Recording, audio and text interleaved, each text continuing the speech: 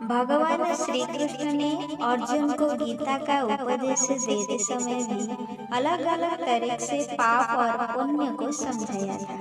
एक ही कर्म कैसे पाप और कैसे पुण्य कह सकता है, भगवान श्री कृष्ण अर्जुन को गीता के उपदेश ने समझाया था। वासुदेव श्री कृष्ण के अनुसार छल कपट ही मनुष्य जीवन का सबसे बड़ा पाप कर्म है। श्री कृष्ण कहते हैं, व्यक्ति काम, लोभ और क्रोध तीनों के बस में होकर पाप करता है। जीव हत्या सबसे बड़ा पाप है। अनावश्यक हर पेड़ को काटना भी पाप है।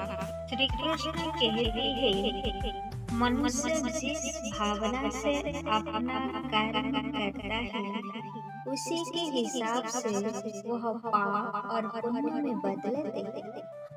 लालच और कुछ नहीं, बल्कि उसकी तीव्र इच्छा का ही परिणाम है।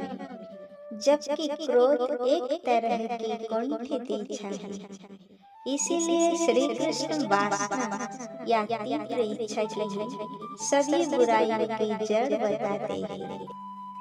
वैसे तो हम सभी यह जानते हैं कि ऐसा कोई भी कार्य जो किसी का दुख या कष्ट पहुंचने का उद्देश्य से किया जा रहा हो, अनुचित हो, वे पाप की श्रेणी में आता है।